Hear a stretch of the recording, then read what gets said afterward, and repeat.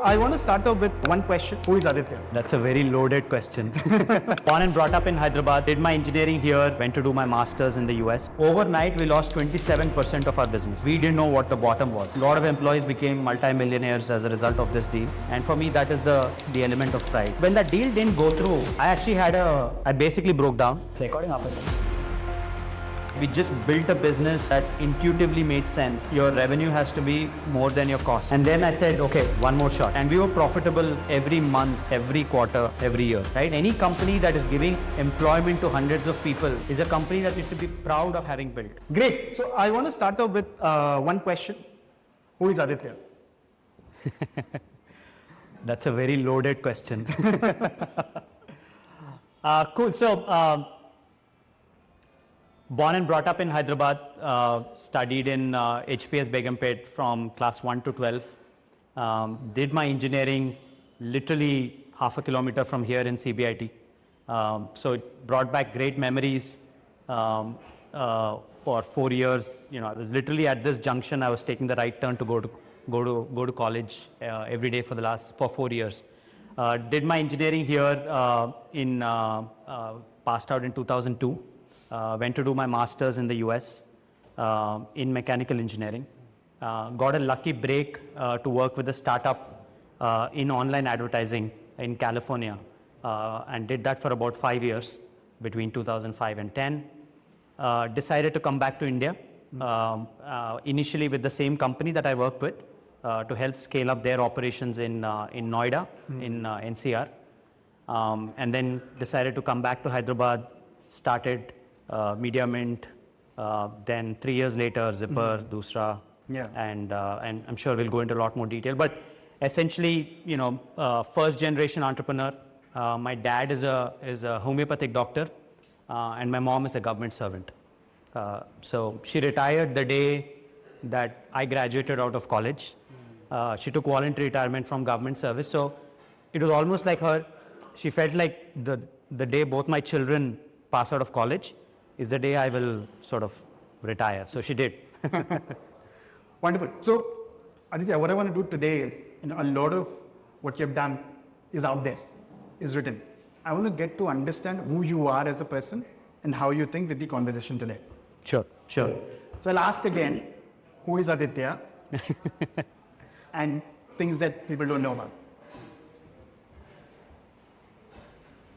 I wasn't really expecting this. I had written a whole bunch of notes down about, what I'm going to tell, not just here, but there's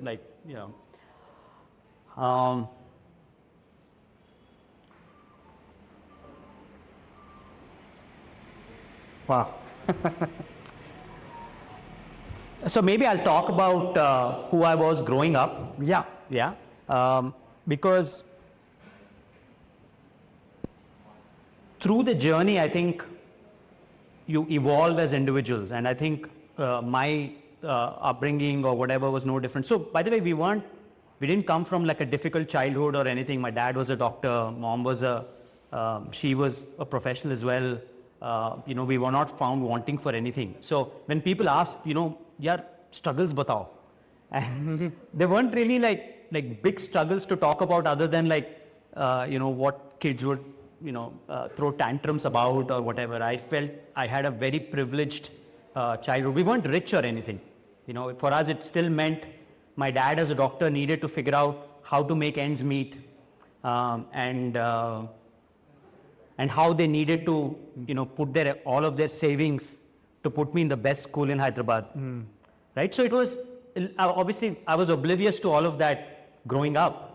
Right? I just wanted to go to the aeroplane school. And for people that know about HPS, there's an aeroplane that is actually inside the campus. I was driving in and I said, this is the school I wanted to go to. And, they did everything in their power to make that happen. And now when I look back, so there were two things that my parents did, I think, which was a little bit, which sort of stayed with me for a long time. One is they sent me to one of the best schools in Hyderabad, right? And they did it well beyond their means, right? I had no business spending, 4,000 rupees a semester, or I don't know, I forget now, but ridiculous amounts of money out of this thing to make that happen. The second thing that my dad did was he put me in tennis. And I started playing tennis when I was 7. And at that time, this is like late 80s, early 90s. Late 80s, India was mostly losing all cricket matches, right? For people that are old enough to know that. And, and just about early 90s, we started a little bit winning. Azharuddin became the captain of India, and we started winning some matches. So I was like, I always wanted to play cricket. But my dad said basically, cricket requires 11 players, maybe 22. Tennis requires 2. So you can play that game much longer in your life. And, you'll get to have, you can stay fit much longer if you played this game. I was very disappointed at the time that he was forcing me to play a game, and I wasn't really good at it. I was okay. I used to play some tournaments, mostly lose in first round, and if I was lucky, I would win one round and lose in like second round or whatever. So I wasn't great at it, so it didn't give me a lot of interest. But I continued to play, and I think today I'm very, very thankful that that's the game I picked, right? Because that's a game that I truly enjoy for myself. I continue to play this like 3-4 times a week. So for me, when I look at what my parents did for me, I think those are the two really remarkable things that they did for me. Were you the only child to your parents? I have an older sister. She is a year and a half older than me, and we couldn't be further apart in terms of personalities. So growing up, I was a little bit of an introvert, I would say. But I kept to myself. I used to play tennis. I used to go to school. Generally, sort of a little bit of a cheerful child, but not over the top. What happened? So I'll take you a little bit of. So when I passed out of school in class 12, this was in 1998. HPS was celebrating its 75th year, Platinum Jubilee, and I'm like this really. How should I put it? I'm like this really. I'm a sucker for nostalgia. Right? And when I passed out of school, I was like, I had such a great time here. I don't want to leave school. So literally the time between when I passed out of school to the time when I joined college, every day I used to go back to school, just hang around there. And during that time, somebody called me over and said, hey, HPS is celebrating this 75 years. Would you like to volunteer? And I was like, this is great. I can get to spend more time in school. So in a way, I was trying to live a lot in the past, but this gave me a good bridge into the future. So during the 75 years of celebrations, I was the youngest volunteer. I got to, work with a lot more senior people, and, did everything from door-to-door canvassing and things like that, because HPS 75 years, we did a lot of events, actually. We had a concert, and we published a book. We had a fashion show, and all of that. So during that time, I was drinking the HPS Kool-Aid. I used to be there morning to evening, volunteering, helping out with putting stickers on cars and everything, right? So that's when I realized that there's life beyond academia and tennis. And in a lot of ways, I would say that moment really shaped me as an individual. Because then I realized that there's a lot more to life than studying, and there's a lot of other skills, real world skills that you learn as a result of that. Yeah, so I'm a big believer that you know yourselves by doing things. So did HPS give you that opportunity, and did that put you in that scenario where you could contribute in that 75th year anniversary? What did HPS give to you is what I'm trying to understand, and that environment, what did that create you to shape you to where you are? See, remember, you're a 17-year-old kid, right? And you really don't know anything outside of what your parents tell you, what your classmates kind of experience with you. But this was completely new, so we would go literally sit at petrol pumps and sell tickets for the 75th year. And you learn to face rejection. We did very interesting things, like we would have to get sponsors for ads for the magazine. So we would go talk to like the neighborhood hair salon because we figured out a way to make like quarter page 500 rupees or something, right? So, and what we know is who we know, right? Yeah. So I'll be like, okay, every month I go to that guy for haircut. So can I go and ask him for sponsorship? Right? And these are things that you don't normally do, but then when you're put in a situation, you kind of tend to adapt to it. So for me, all of these, and they were very subtle things. And I'll talk a little bit later about how that helped me do what I did in CBIT there, because in HPS I was the youngest volunteer. So later on, the stuff that we did and what eventually led to the fact that, you know, अच्छा मुझे कुछ शुरू करना है. Yeah, so Aditya, somebody who came from a middle class family, humble background, went to HPS, one of the best schools in the city now. Where did you live? Which part of the city did you live in the earlier? Yeah, so we used to live in near Lower Tangband, a place called Ashok Nagar. So born, brought up there, lived there all our lives. Right. Because my dad is a doctor, he used to have his private practice right next to home. Like we had like just a part of the home, like an apartment was his clinic as well. And yeah, that's where we lived. We grew up. That area, Secunderabad, all of that. Interesting. And so what happened? I mean, what happened after HPS? Tell us about that. So the first 6 months of like, after I passed out, first 6 months of like CBIT, I actually didn't go to college because I was so busy with the 75th year that that like I didn't go to college. I was like, you know, ठीक है बाद में देखेंगे. As a result of that, nobody knew that I was a student in CBIT. So when I started to go back to CBIT, you know, and this is a little bit of where I met Nilima as well, I used to, I mean, hopefully this is okay. Like we used to get ragged, right, as first year students. And for us, the thing was like, अच्छा second year में जाएंगे तो ragging करने का मौका मिलेगा. So then, because nobody knew me in campus, I was like, ठीक है यार, किसी को पता नहीं है तो, you know, we'll say that we are from final year and so that's how I met Nilima. You know, I acted like I was a senior, but I was her classmate. Interaction with it, you were ragging her. Yeah, at least I tried. And what ended up happening, and there's an interesting backstory there. So Nilima actually knew my family for all her life because my dad was their family doctor. But we didn't know each other during that time. So when I tried to rag her, she's like, no, you're Aditya, right? I know who you are.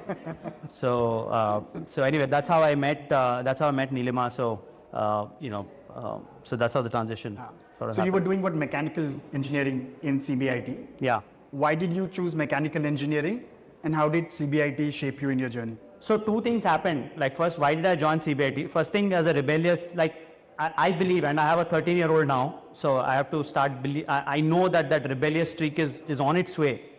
So I was like 100% I'm not going to stay at home.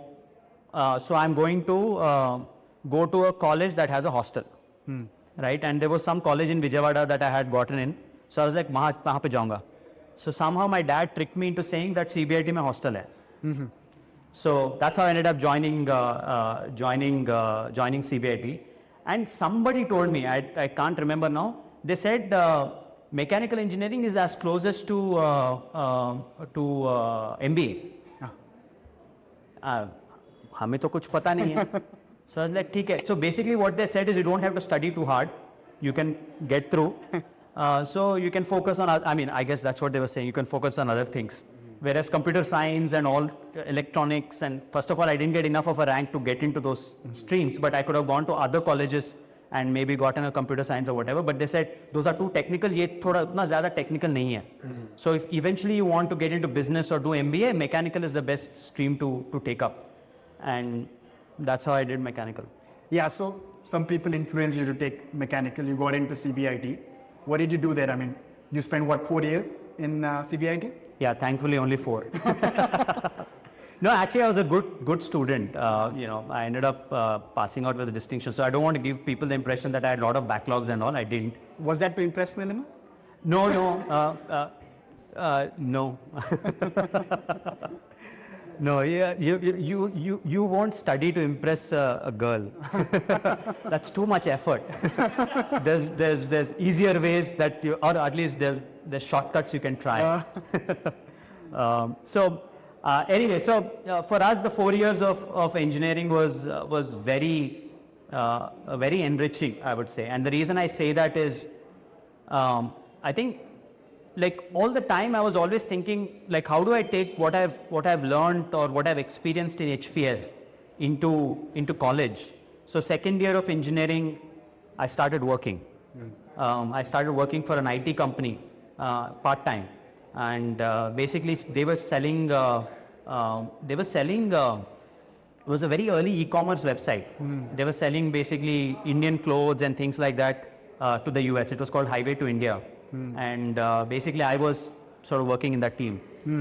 Now when I think back, I don't really know what I was doing, but I was part of that team. So second year of college, you were already working and studying? Yes. So I used to study till about 3-4 o'clock, and then for about 4 hours I would go work out of their office. Okay. And then how long did you do that and work for? How many months? For about a year, I did that. But then more ideas came in. So that's when I met one of my professors in mechanical engineering. He was also an ex-student of HPS, of CBIT. And he said, we want to do this alumni reunion or whatever. And what time mein kya hota hai, like you basically need an excuse to not study, like what other things you can do, right? And so we said, we will help you organize your reunion. And then there was another student body that was created under the alumni. So like very convoluted stuff, but essentially, I started getting very actively involved in alumni, sort of network and development. So third year of engineering, we helped, me and Nilima and 4-5 of our friends. Like, because in all of this, I think friends ke saath karna hi fun hai, right? So whatever we do, we did it all together. So we organized the reunion. We started an alumni website for CBIT called cbitworld.com and tried to bring in like sign-ups and all of that from across the world.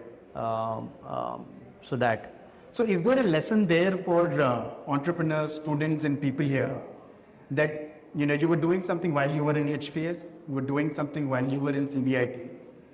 Do you think people should utilize their time really well while whatever they're doing to get results in future? Because I think some of that shapes you. Yeah. So I think one of the things, and see, obviously when you look back, you can write all kinds of nice, fancy one-liners, right, around this. But I think for me, the real, this thing was,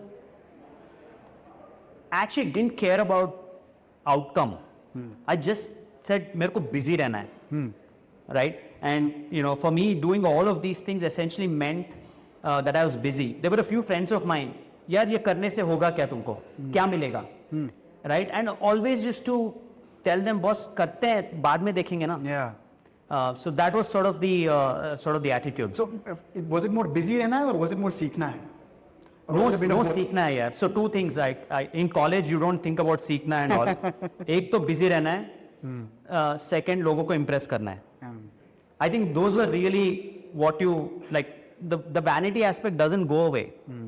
But you just have to figure out that wo vanity ke chakkar mein kuch galat na kar baithe, right? Yeah. So for us, I was doing like mainstream stuff, things that I was excited about, yeah. Yeah, so just on your early ages, a little more, what values did you get from your family, your school and college?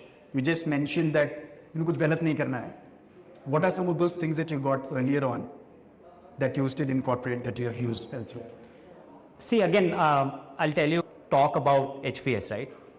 And growing up, there was a little bit of always this, not an inferiority, but something ki not super confident, right? I think that sort of turned a little bit at the end of like 12th class and what we ended up doing in school and all of that, right? So I think some of that journey now when I look back, it wasn't like how I was in CBIT and how I was in HPS were actually starkly different. Was very different. Very different. Because of like how I had become more confident and all of that through that transitionary phase. I think, English as a language of communication was it was instilled in us in school, right? Even though both of us knew Telugu, we were expected to speak in English. So things like that, I think that ended up, very subliminally carrying you. Where did you get that confidence from? Because it looks like you were in school, you were an introvert, you mentioned, but in your final years of school, you got that confidence, and then you carried that on into CBI. Yeah. How did you get that confidence? No, I think as long as you do something, and the response that you get is positive, it just builds. I don't think it's not a switch or a light bulb, right? I think it slowly builds over time. And then we did these other things in CBIT that gave more confidence. But I think the real crescendo for me in CBIT was in the final year of college. We had organized this festival called Carpe Diem. We basically conceptualized it in Nilima's apartment. Like there were 6 of us that were sitting around saying ki yaar, and this is all about popularity and vanity, right? So like before we pass out of college, kuch bada karte hain, right? And CBIT had their own festival, but it was really small, and it wasn't like something that we wanted to do something bigger. So we ended up doing this really large festival where we called Euphoria, the Doom Pichak Doom fame. Essentially that idea went from like a 20,000 rupee event to this really large national scale event in a space of like 3 hours. Wow. Like we said, ye karte hain, acha, why don't we do this? And then we came out of that meeting, the 6 of us, and then we're like, yeah, and we never looked back. So basically in 60 days, we organized something that was at that time the biggest Hyderabad had ever seen. I mean, in some ways that was sort of the real build-up of confidence. No, I think Carpe Diem was very popular in our days in the city, what CBIT did, and I think it was very popular among engineers as well. How many engineers do we have in the house, by the way? How many of you guys have been to the Carpe Diem festival by CBIT? They stopped, so I would be surprised if a lot of people went. But it went on, like a few editions of it, I think, were done over the years. Yeah, wonderful. So, okay, so let's come to your work life now, all right? So, you're done with your HPS, you're done with your CBIT. What happened after that? What was your first exposure to work apart from that 1 year work that you did during CBIT? So right after CBIT, I did my master's. And I think the important thing there is, I think, and another phase of that I'll also tell you, which is more recent, is like we were super active and visible in college, and then we went to do our masters, and there you basically I withdrew a lot because I said, boss, this whole thing visible rehna and whatever is not me as a person, because then you start to get self-doubts and whatever, right? So during my masters, I'm going to be extremely to myself and whatever, right? So I was just hanging out with my close set of friends, and not really, it didn't mean like I became this very extroverted person. So one of the things that I realize now in life is that this label of introvert or extrovert, I think is too absolute. Yeah. Right? I feel everybody is an introvert and everybody is an extrovert. So there is a continuum. And for example, my closest friends may say I'm an extrovert, right? But every colleague of mine in my first job will say I'm an introvert, right? So I think circumstances decide whether you're an introvert or an extrovert, and your state of mind decides it or whatever. So I think it's just so for me that was like one of the biggest, I guess, realizations through that process. Like I used to always be confused, like how can I be this and I can and be that. So where did you do your master's from? I did my master's in a university called West Virginia University in Morgantown in the US. Okay. So yeah. So how did you choose US? How did that journey happen? Oh, at that point of time, boss, if you were studied in CBIT, there was a bus right outside campus that would take you directly to the US. It was like that. And then luckily we had our Chilkur Balaji sir. Yeah. That would get us our visa. Right? So basically you would study here and then you would apply for your visa. You would go pray there and you would get your visa and then you would go to the US. Yeah. So I lived in Australia as well, and I'd done a lot of 108 rounds of Chilkur Balaji. Right. We got some credits with him, with Lord Balaji. So after we finished our Carpe Diem, successfully finished our Carpe Diem, our professor, who was sort of the backbone for this entire thing, committed that all 70 of us will do the 108 rounds at Chilkur Balaji. So we were like super tired after the event, and sir says, boss, I forget, I think it was a Wednesday or whatever, ये Friday के पहले we have to, all 70 of us have to go finish 108 rounds because that's what मैंने भगवान जी से मन्नत मांगी. So we had some credits with Lord Balaji. So that's a plugin for my team as well. After this event, we are also going to Chilkur. So guys, be ready for the 108 rounds. Where are you guys? Yeah. Wonderful. Okay, so US. Yeah. How many years were you in US? How did that journey shape? When we went to the US in 2002 is also the time when the whole dot-com bust happened, 9/11 happened, all of that. So jobs were at an all-time low. So when I went to the US, basically, we would find it very difficult to find housing because none of the people that had finished 2 years of masters were willing to leave campus. Kuch na kuch extend karke they were staying there, right? So I knew that the job market was really hard. But anyway, so I did mechanical engineering because, that's all I could get into with scholarship, right? With assistantship, not scholarship. So I had to go there, find a job, and essentially that paid for itself.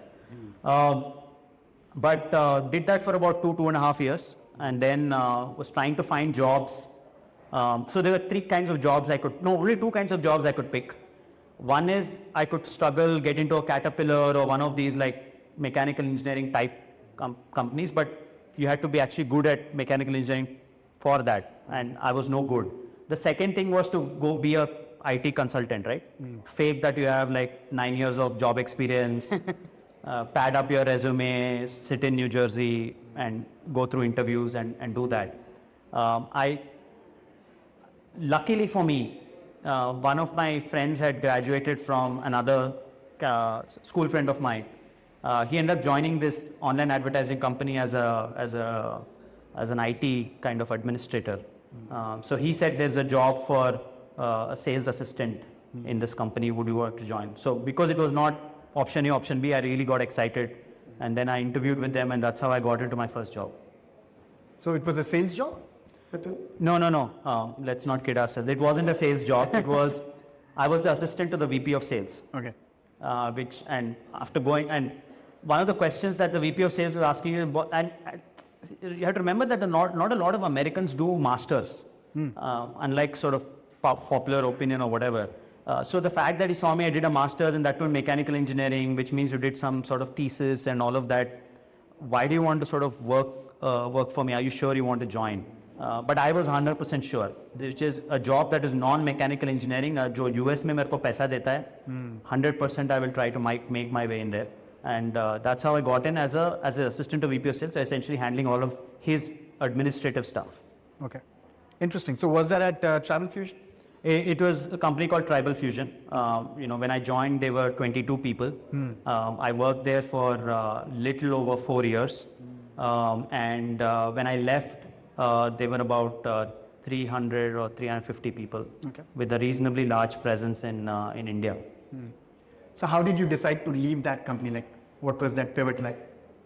So 2 things there.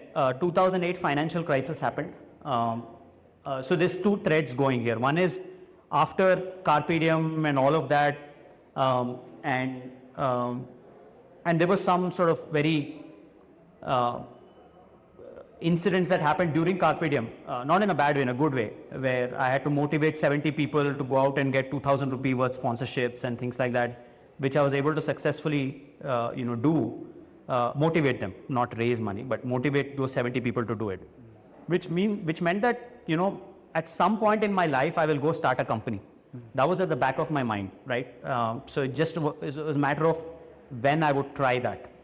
The second thing is when the 2008 financial crisis happened, I kind of put my hand up and said, India is not going through a recession.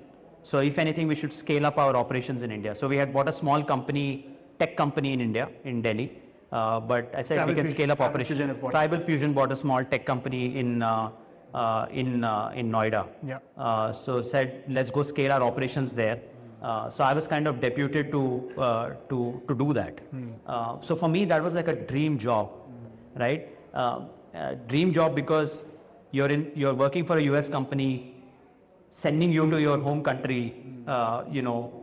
It can't get better than that. So I did that for about a year and a half, and then ended up quitting and moving on. So that company was set up in Noida, or were you shuttled between Hyderabad and Noida? No, Hyderabad. So at that time it was basically between US and Noida. Okay. So I was shuttling. I was doing a 1 month in the US, 1 month in Noida, scaling up or hiring folks there.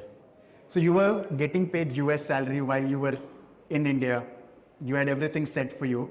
How did you make that decision to do something on your own? So there were two friends of mine that basically, one friend of mine that basically said, he tried to convince me that now you made all the move all the way to India. Let's do something together. And I think I mentioned this before. I think during one of the trips from US to India, I ended up reading this book called Beyond the Golden Arches about McDonald's. And like we were engineers, so we said, food hai to kya, we'll engineer the food like McDonald's did. So we'll start a restaurant.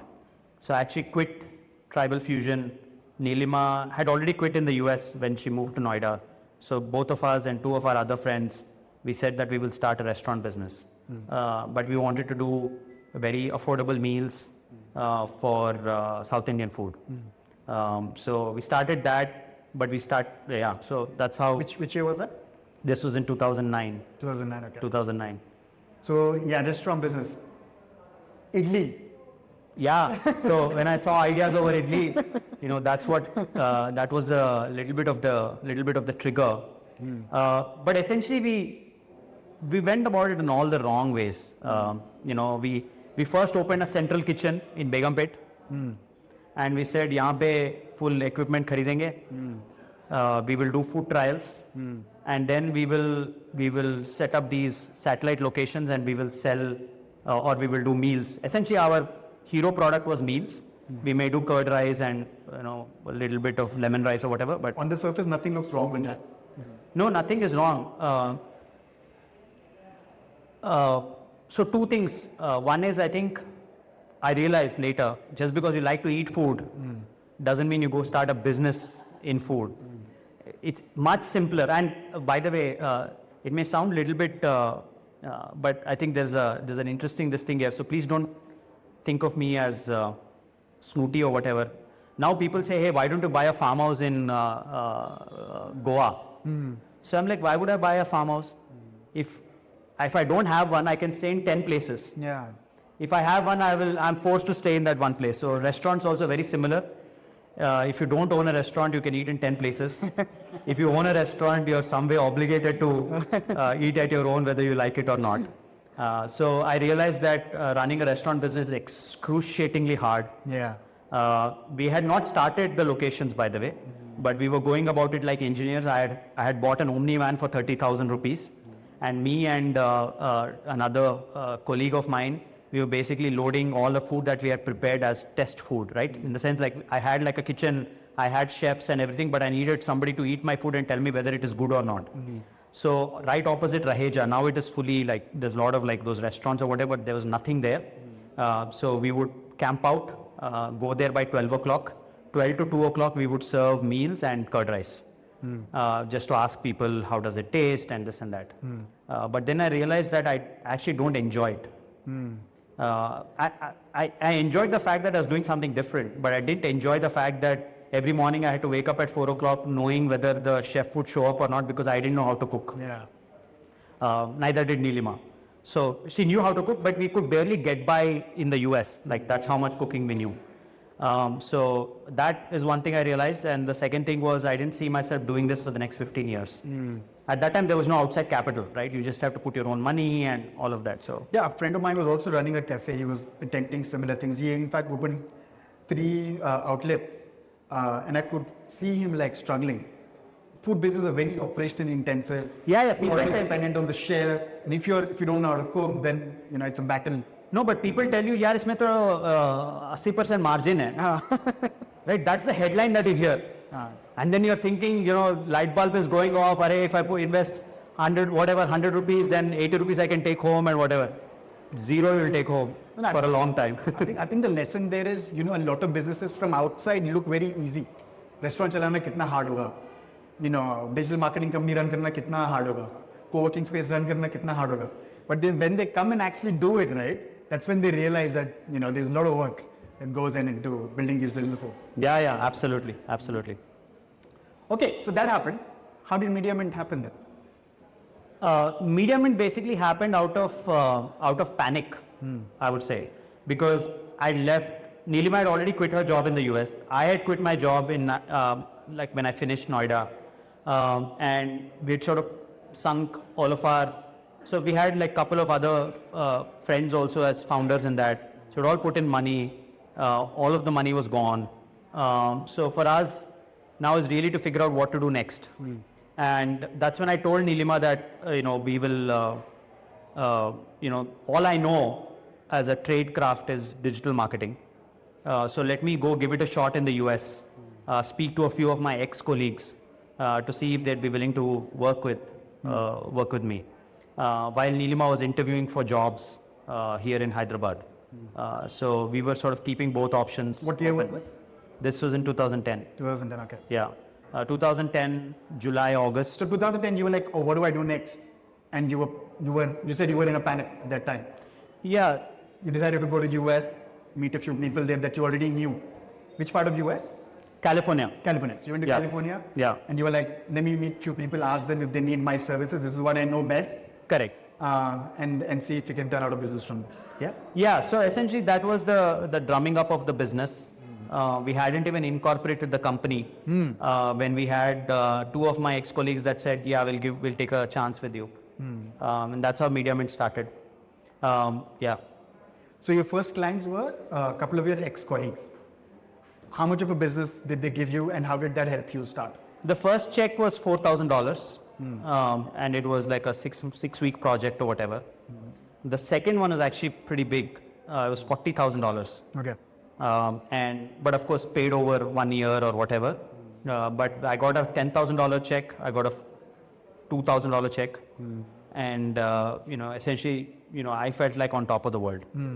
Like, isme itna paisa banega type, right? But then you realize that to actually to earn that $12,000, you have to put in a lot more effort. So and this was a business that was different than restaurant because I knew how to run campaigns myself. So Neelima and it was a little bit of a tech project plus operations, but I knew advertising, Neelima knew computer science, so she was a computer science engineer, and the 2 of us started.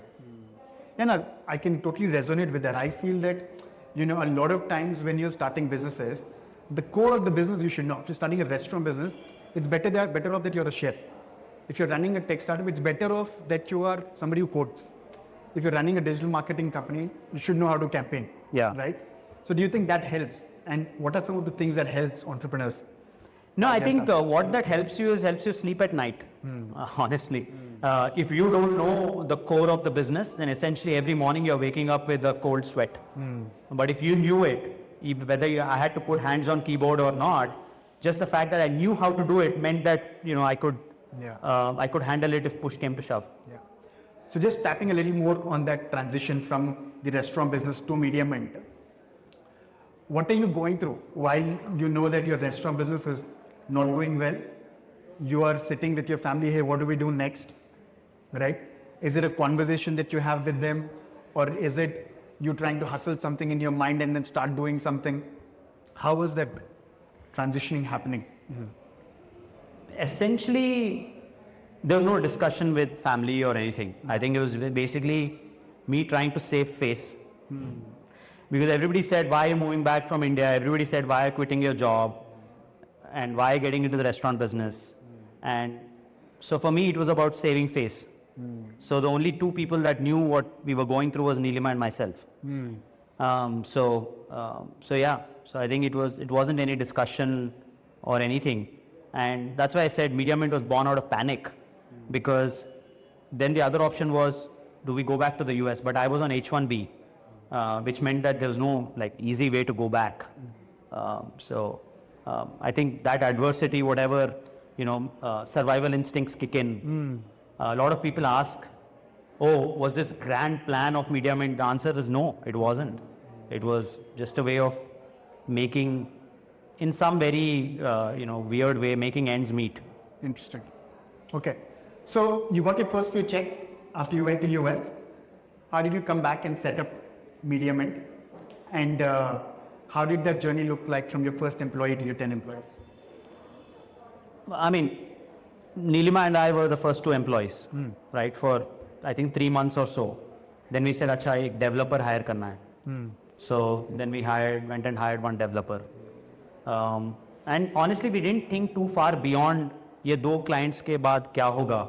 We didn't really think about it. We just focused on these two clients, what do they need, how do we service them.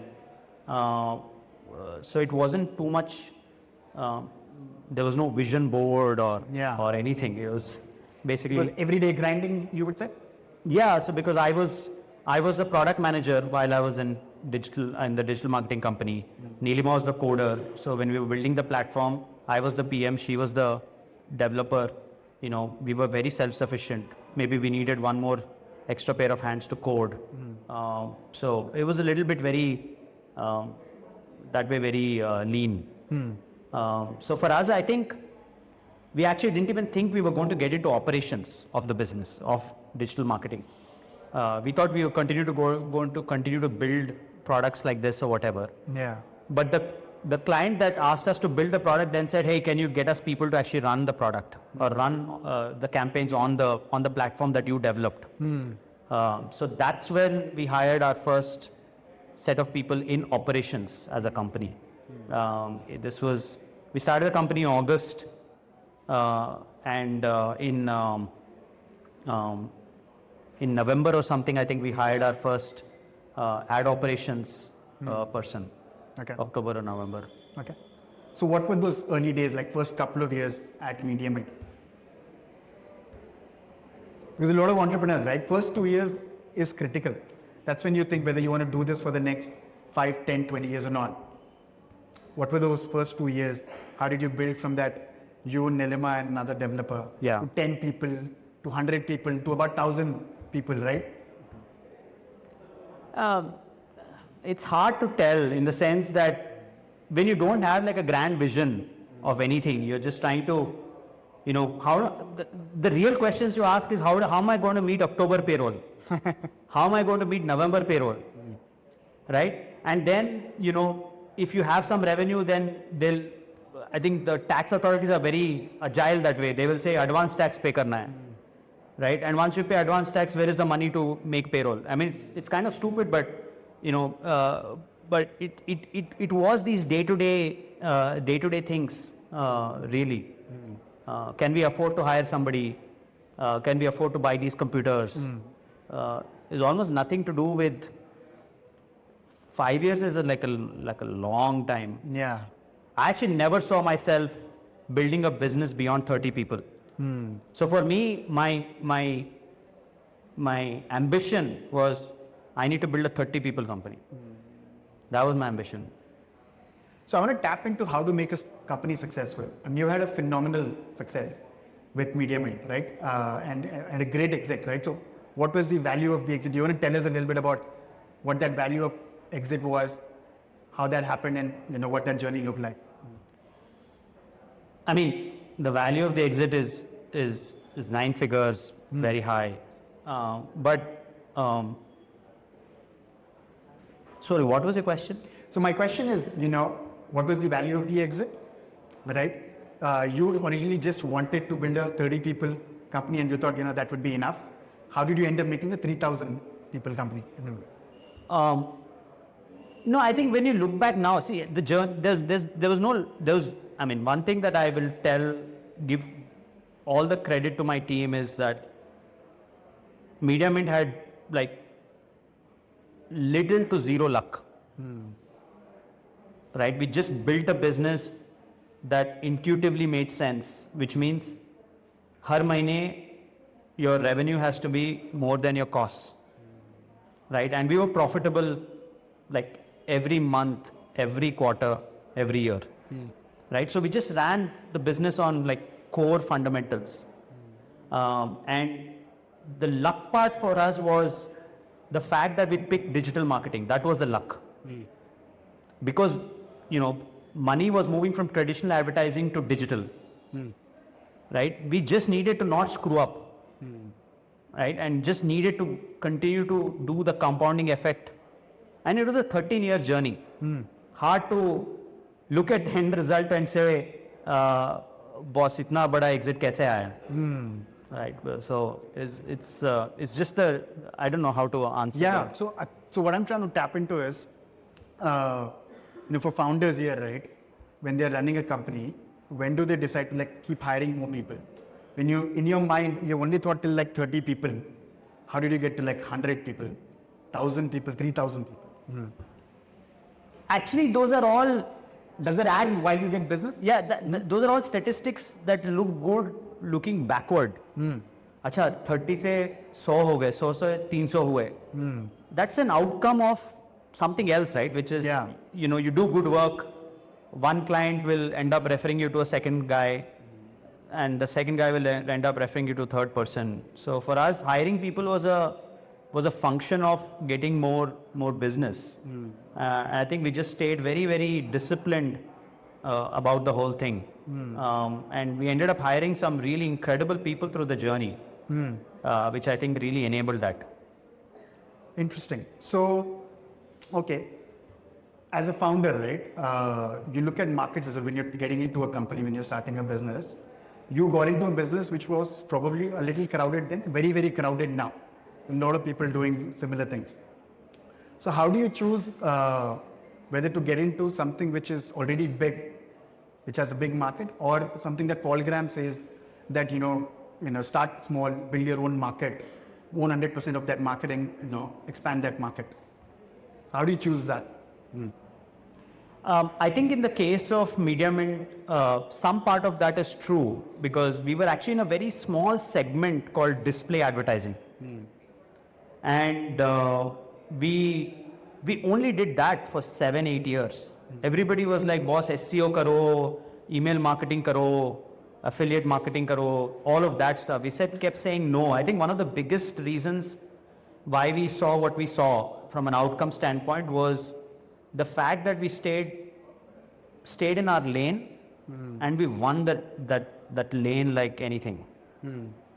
Right? Because, let's say our first big client was TED, right? Small contract, but big client. You guys know TEDx and the TED conferences, right? So TED.com was one of my earlier clients. And because of and we were doing like ads, and they do ads at the end. They do maybe 1 or 2 ads now, but they did just one big ad at the end. But we did a lot more like ads in video, like as a process or as a operation. So when that happened, today we work with, folks like Netflix and Disney and all of that, right? But the roots go back there. So one guy moved from TED to somewhere else and said, these guys do good work, so let me refer them. So it's a little bit of that underdog story.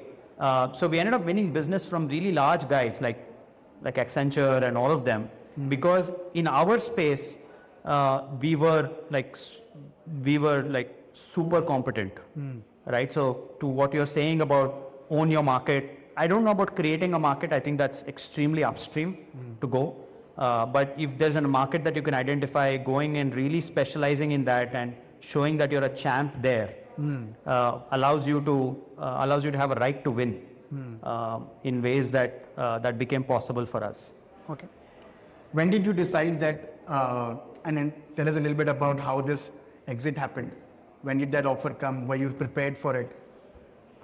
No. So, little bit of background. We had a failed acquisition, and then second time around we were successful, and it was inbound.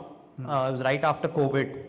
COVID, we were a 600 people company, going into COVID, and 18 months later or 12 months later, we were an 1800 people company. Wow. So that was the real hockey stick, right? I mean, a lot of people think that, it was a linear journey where we went from, 100 to 200 to 300. Okay. At the end of 13 years, there were 2,000 people. No, we went from 600 to 1,800 in a space of 12 months. And because we were 600 people and we had a good, solid set of business, it allowed us to really scale when the market picked up, when the market rebounded after COVID. So we had an inbound from a strategic company that said that they wanted to buy us. So just to clarify, we had never raised any capital if that wasn't obvious, we had never raised any capital for Mediamint, right? So nobody put a value on the company before that. So when somebody put a value on the company the first time around, and just all the background I told you guys, all of our value was like in this one company. And you remember March 21st, 2020, when Janta Curfew happened, right? Overnight, we lost 27% of our business. Wow. Like all my clients called and said, boss, everybody panicked, and we didn't know what the bottom was, right? So me, Nilima, and I forget who else was there. Essentially, I got my team on the calls and said, boss, give me the worst case scenario. And I still have that whiteboard in my house with those numbers. That basically said, har ek client ka we go to the least, what is this thing? So I think about a 52%. That was the bottom. And then we said, let's look at all our bank accounts. How long can we continue to pay these 600 employees before we have to give up? Right? So that fear was there lurking in the shadow. So when somebody put a value on the table and he said, if it went to zero, then all of these 13 years or 11 years at the time would be for nothing. Yeah. So I got tempted and accepted the offer. What value did they put? I think it was about 400 crores. Okay. Right. Eventually, that company were a public company. So as a result of our announcement and a bunch of other things, our actual deal value went up to about 550 crores. And that was like unimaginable amount of money.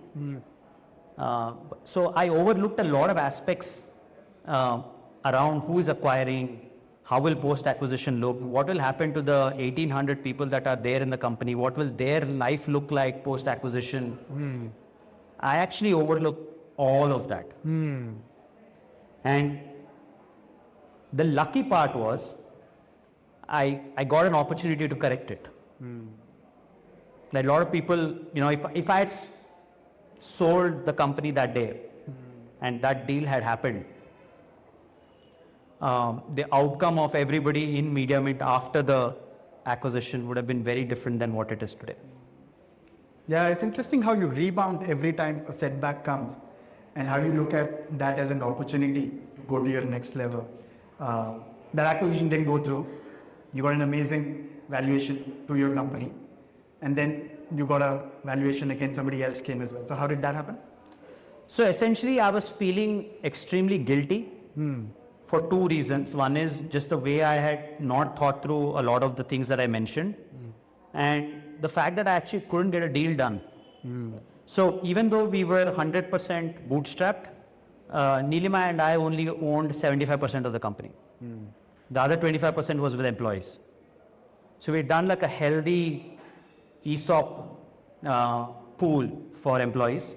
A lot of employees became multi-millionaires as a result of this deal. Hundreds of people made significant amount of money as a result of this deal. And for me, that is the element of pride. So when that deal didn't go through, I actually I basically broke down. 10 minutes. And then I said, okay, one more shot. And for me, the goal was not like, let's try to sell again.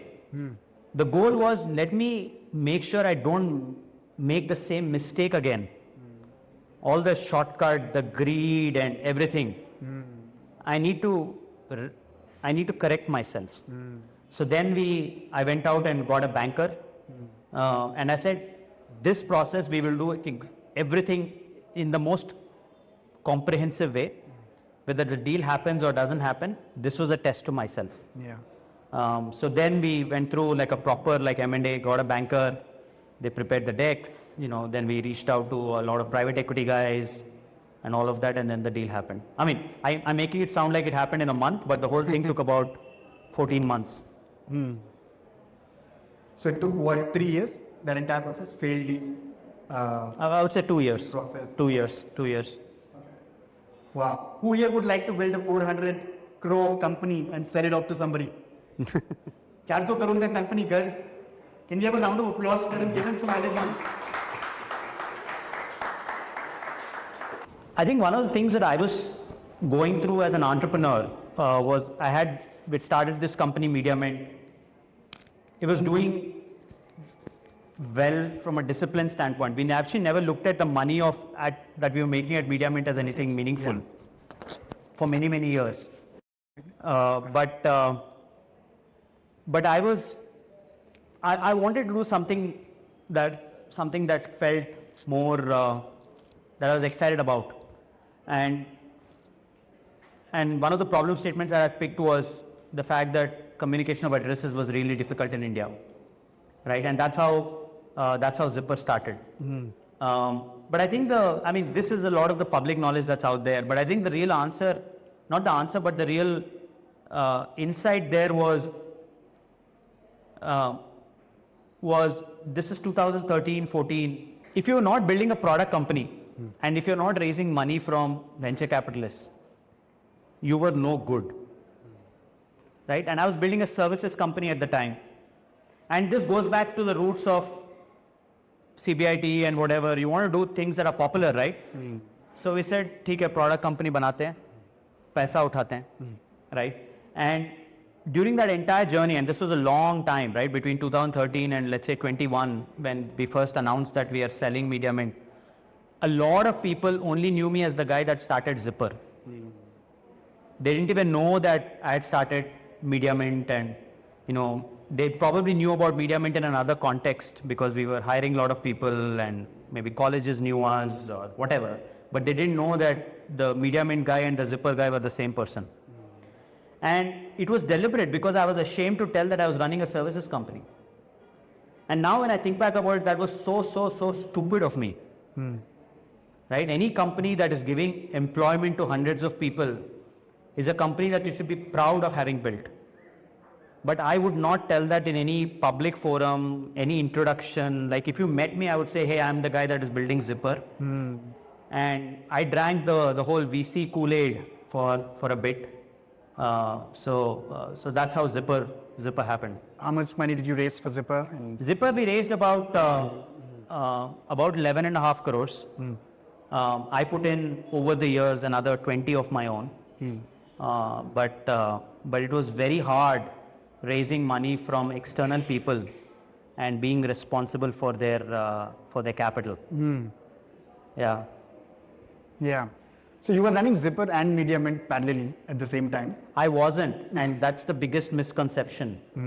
When I started running Zippr, Mediamint was 80 people company, 80, right? And I stepped away from I was a little bit of generously you could say I was a hands-off CEO, but over the years I became a ceremonial CEO, right? I was CEO by title, but my Neelima, Anush, Ashay, Jason, few others, they were the ones that really built the company.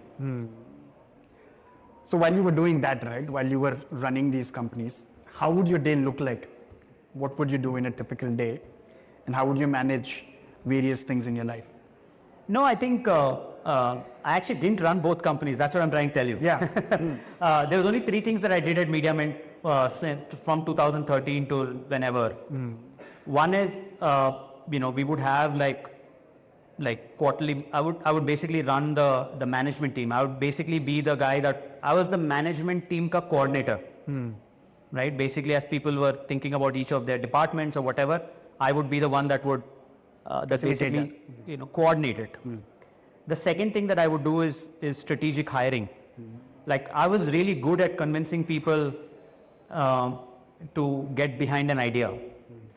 So I was able to get really senior talent to join Mediamint at a time Mediamint couldn't really either afford them or deserve them.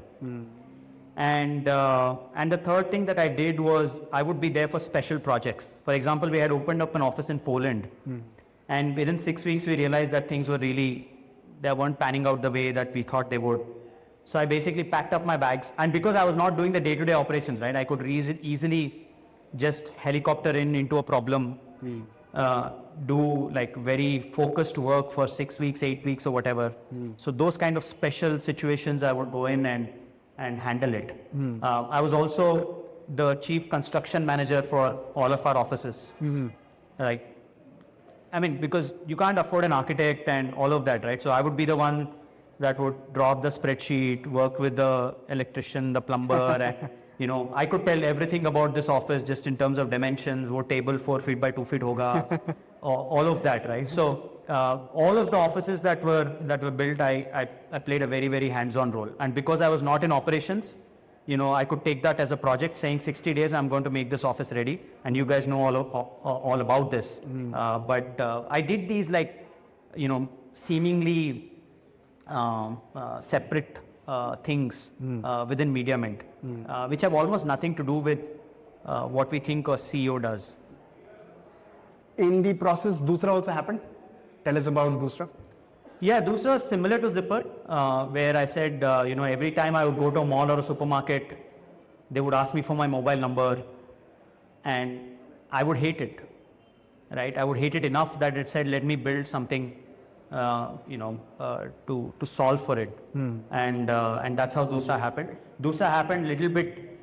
So one of the things here is that in interviews and newspaper articles and all of that, you have to be very crisp, saying what is that one moment where you decided to start Zippr? Where is that one moment, or what is that one moment where you decided to start Doosra? And honestly, it doesn't happen like that. There will be many signals that will come to you, and at some point of time, you close your eyes and you open them, and you're like, boss, this clicks. Let's go do this. Right? So in the case of Doosra, it is actually like an evolution of Zippr. Zippr was basically an identity for your home, right? And a lot of people were asking me at the time, and we were like a 4-character, 4-number. I don't know if you guys have ever seen a Zippr code on a building anywhere in the city. And a lot of people came and asked me, why can't my mobile number be my Zippr code? Right? Instead of telling everybody, I'll just tell my mobile number, and based on that, they'll be able to come to my house. So I was like, great idea from a user experience standpoint, but terrible idea from a privacy perspective, right? So I met a whole bunch of people here. I gave them my phone number, and tomorrow they show up at my doorstep, right? Not a great thing. So then I said, Acha, my personal number cannot be my Zippr code. So can I go give you a new number to be your Zippr code? That was the idea. So I went and spoke to one of the telecom operators, and they said, okay, we basically had to conjure up a solution together for it. And then we realized this whole thing of naya number ke upar ek digital address dalo, and then give it at these places, whatever, is too complicated. But we now had this telecom partnership. So I was like, iske saath kya kar sakte hain, right? And then we said, okay, let's do a second number. So the whole thing that happened with mall or supermarket mein, frustrated about sharing your personal number, and the Zippr extension, that convergence is what created Doosra. Yeah, so as an entrepreneur, right, what do you think? I mean, problem solving is what I see consistently, right? Zippr, you were trying to solve a problem. Doosra, you were trying to solve a problem. So obviously problem solving is one thing that entrepreneurs should know. What are the other 3 things that you think entrepreneurs should have as characteristics to build successful companies?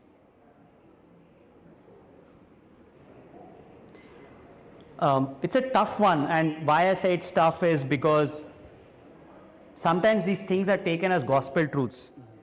And honestly, I mean, for me, the way I see it, it's a journey, right? There have been a lot of people, Naveen is here, he's been with us for 5-6 years, so he's seen a lot of these conversations that we've had. Great. Okay, so tell us about VC Mint, your new stint. I want to start off with your name. What is there in the name Mint? Do you think it'll get you some good luck from Mediamint? Yeah. So I'm basically trying to steal a little bit of the Mediamint legacy. I actually thought of a lot of names. Then I realized that, Mediamint and success stories, success have many fathers or whatever, as they say, right? So I was like, I need to, leverage the Mediamint legacy. But to be very honest, we've been investing in early stage companies for the last year and a half. I think we only started branding it under VC Mint in the last 4 months. So we back early stage founders with 100 to 200K of capital. Sector agnostic. Post idea stage, when you get to MVP, early traction is when we typically come in, because that's when you're raising like a $500,000 round or whatever. Yeah. And it's all private capital, so the VC Mint word is basically to make it sound sexy. Like if you say VC, everybody looks up, right? So we kind of did a little bit, but it's all our own capital. We don't take outside capital. What the advantage of that is, I'm not beholden to other people or returning money in a certain period of time or whatever. This is our personal money that we are deploying into early stage companies. Yeah, so explain a little more about that difference for people who don't know. So this is your money that you're deploying, right? But whereas there are other methods where people take LP's money and other investors' money, right? So what is the difference between the two, and what are you doing? So in a typical VC fund, let's say you're raising a $25 million fund, right? You would go in and raise money. So it's not all your money. So you would go in and bring somebody called limited partners. Basically, it's fundraising for your fund. Right? So, and there's an insight there that we should all understand, which is when a VC is coming in and saying, hey, I'm going to write a check, or it's not their money. They've taken money from a bunch of LPs, and in some ways they're responsible for that capital. Whereas in our case, we don't have any LPs. So it's our personal capital that we are investing. It's more like family office than... Yeah, so if I say family office, and I said family office for a long time, people will be like, acha, then you're old school, you only invest in companies that late stage and things like that. So for me, as you can see, early stage business building is a passion of mine. And I'll hopefully build another business in the future. And so so it's a different kind of VC. You found a way to look cool again by naming yourself, right? Absolutely. I think that the amount of inbound I'm getting on LinkedIn since we branded it as VC Mint is unreal. Yeah. And this happened literally overnight. So I decided to build a website. I decided to tinker around with AI tools. So I created a Lovable account. And I said, acha, ek website banate hain aaj. And then I said, okay, I have this one document that I had written for, we hadn't even named it VC Mint at the time, just on family office. So I put that in ChatGPT and asked him to give me a write-up. Gave me a write-up, looked cool. So I said, okay, can I obviously you give prompts, right? Say, based on everything you know about me, give me a write-up about the family office that I'm running. So ChatGPT gave me this really nice thing. I put it in Lovable. The website came out. I was like, yeah, acha hai. You did all that work yourself? Yeah.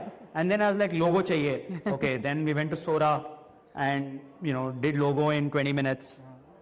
Looked decent. Then on Lovable, it said, connect to GoDaddy. So I had a vcmint.com domain, connect to GoDaddy. I said, okay, let me try. I clicked that. It connected, and now suddenly vcmint.com was live. And then I said, okay, let's launch it. And then I wrote on LinkedIn, and that was the launch of Mint. Yeah, only after you wrote on LinkedIn, I came to know that you're running a fund. And I think a lot of people before that didn't know. In fact, you were investing. In Correct. Yeah. So, okay, how many companies have you invested in? You said sector agnostic. So, what do you look for when you're investing? So we've invested in about 40 plus companies in the last year and a half. So we're doing super high volume investing. We write like 2 deals. We write 2 checks a month. 2 checks a month, okay. Effectively. But obviously we evaluate a whole Somebody bunch. here wants a check from him this month? Who wants a check from him this month? Guys, this is still middle of the month. No, just kidding. But essentially we look for 2 things, guys. One is we look for a good founding team. We look for, are they tackling a large problem? And I'll tell you why both of these are important. Because why Mediamint was successful is because we were in a large TAM. You guys all know what TAM is, total addressable market, right? Who doesn't know what TAM is? It's basically, how big is your industry? What that gives you is it gives you the ability to fail. So even if the first very specific idea in that domain is not successful, it gives you the opportunity to pivot, because in general, in a growing industry, you can make some mistakes and you'll still come out okay, right? But if it's a small TAM, a small industry, or a small idea that has small revenue potential, and you will be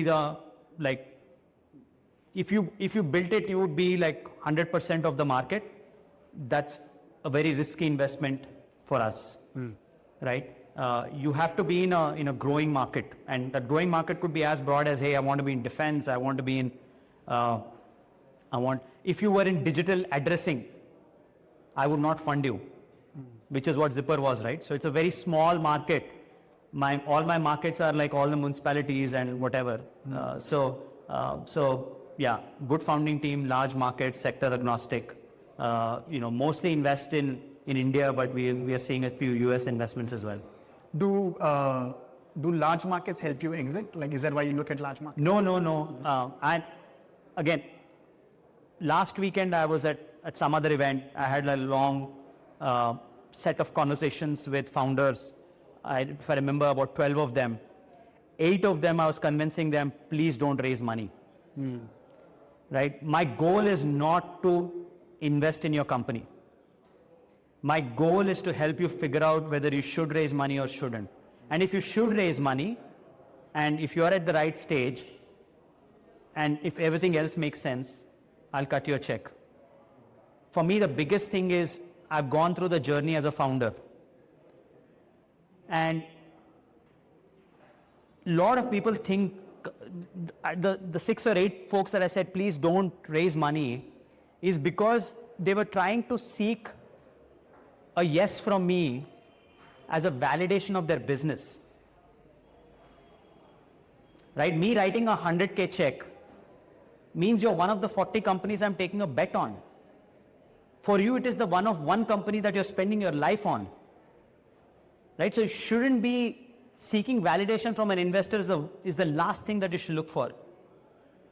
So I tell a lot of people, I actually sit down with them and try to understand, do they need money? Do they need outside money? All of that before we even get to the point of should Mint participate. Tell us about a couple of companies that you've invested in that you're excited about.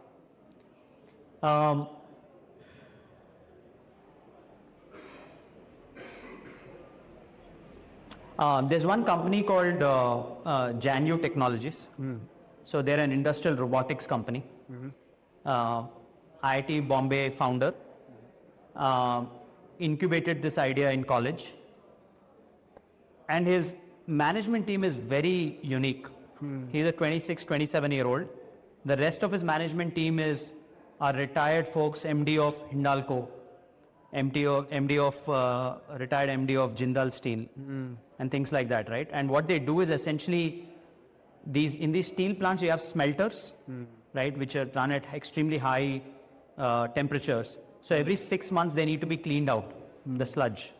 So he sends in industrial robotics, like a robot inside, to clean the sludge out, right? And that downtime, he's been able to reduce it from 15 days to 4 days. and that means like the plant can be operational for 11 extra days, which means that they make that much more money. And for me, he's used robotics in very specific ways. One is he does this. The other is he does oil tanker cleaning, where it's dangerous for humans to go in. So I thought that was a very mission-driven company that is building, and that mission is what allowed a 27-year-old to convince, senior executives at steel companies to come and join his team. So that is one company that I'm excited about. Hyderabad-based companies? I've invested in a company called HitWicket, which does cricket on like a mobile game for cricket, and does fantasy league and things like that. Nourish You, they're a D2C company. They sell chia seeds and on Zepto and all of these places, like basically superfoods. Okay.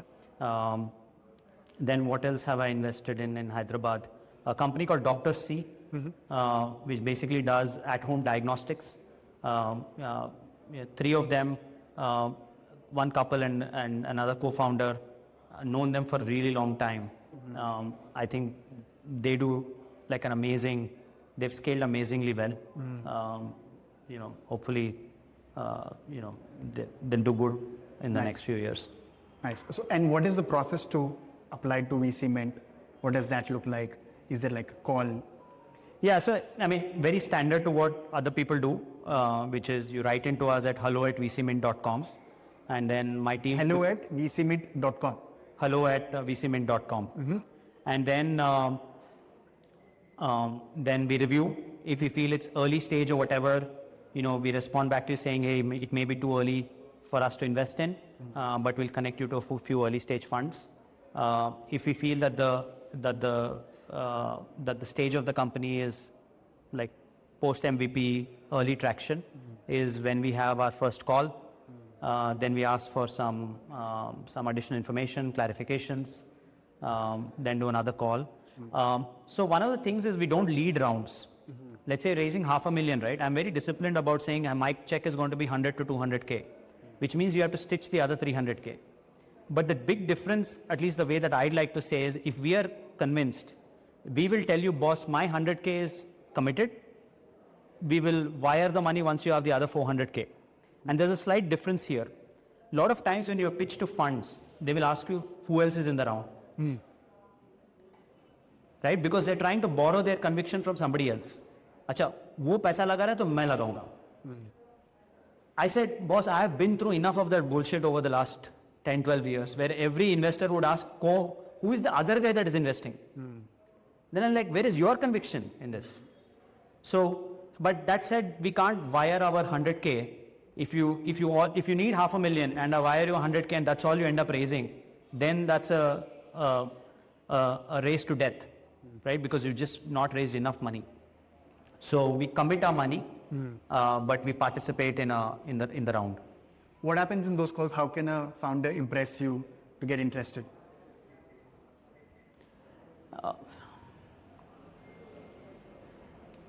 Why I'm hesitating is I've sat on the other side of the table for far too long to know that this is not a power game. Yeah.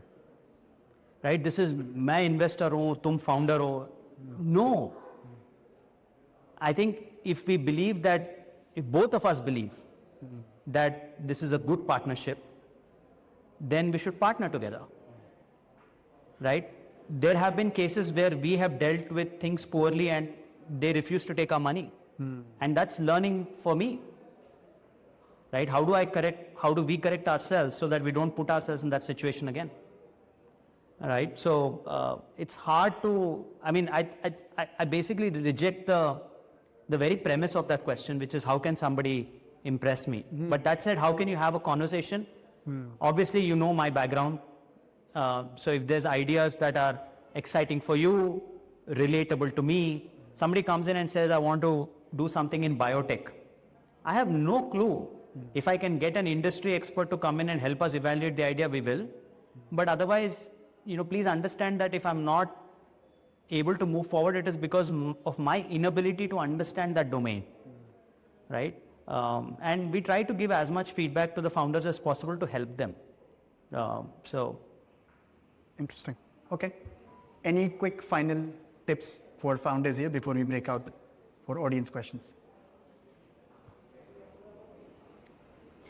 The only thing that I will tell is I see far too many pitches where founders will tell what's in it for the investor, and far fewer pitches where founder will tell what's in it for the customer. That needs to change. We need to see pitches on who you're building it for, what is that unique insight that you have that nobody else does, why would customers or why do customers love your product, and why this will be a big business. Wonderful. Okay. So look at it from customer solving perspective all the time. Yeah. Okay. Okay, thank you so much. Can you let me bring in the goals to the video? We just start with really setting about the family and the landing of All this knowledge today. So I think we got to know you a little bit more at the day. So thank you so much for this conversation. I couldn't have done it, but yes, you had a good time. So, doing some stuff and I learned all about the power skills.